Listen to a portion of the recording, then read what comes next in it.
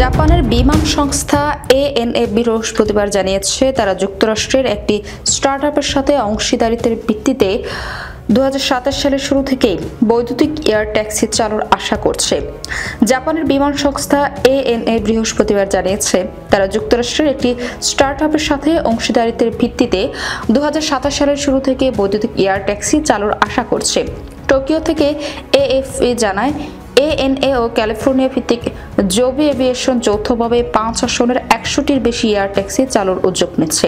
মঙ্গলবার এক বিবৃতিতে এএনএর প্রেসিডেন্ট ও সিইও কোজি শিবাতা বলেন, উড়ন্ত ট্যাক্সি আমাদের আকাশপথে যাতায়াতের রীতিমতো বিপ্লব ঘটাবে। বৃহস্পতিবার এএনএ এক মুখপাত্র এএফপিকে জানায়, এই এয়ারক্রাফটগুলো একজন পাইলট সহ 4 জন যাত্রী বহনে সক্ষম হবে এবং ঘন্টায় সর্বোচ্চ 320 কিলোমিটার গতিতে চলতে পারবে।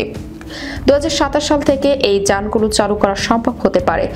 প্রকল্পটিতে টোকিওর নারিতা ও হানেদা বিমানবন্দরের সাথে শহরের সংযোগ স্থাপনের পরিকল্পনা রয়েছে। ভবিষ্যতে রুটের পরিষদ বাড়ানো সম্ভব হবে। এএনএ জানায়, বর্তমানে টোকিওর প্রাণকেন্দ্র থেকে নারিতা যেতে গাড়ি বা ট্রেনে প্রায় 1 ঘন্টা তার বেশি সময় লাগে, কিন্তু জোবির 5 আসনের এয়ার ট্যাক্সি সেই সময় মাত্র 15 মিনিটে কমিয়ে আনবে। এই এয়ার ট্যাক্সিতে চলাচলের ভাড়া সম্পর্কে এখনো কোনো ঘোষণা দেওয়া হয়নি, তবে সাধারণ মানুষের জন্য এএনএটি যথাসম্ভব সাশ্রয়ী রাখতে চায় বলে জানিয়েছে সংস্থাটির মুখপাত্র।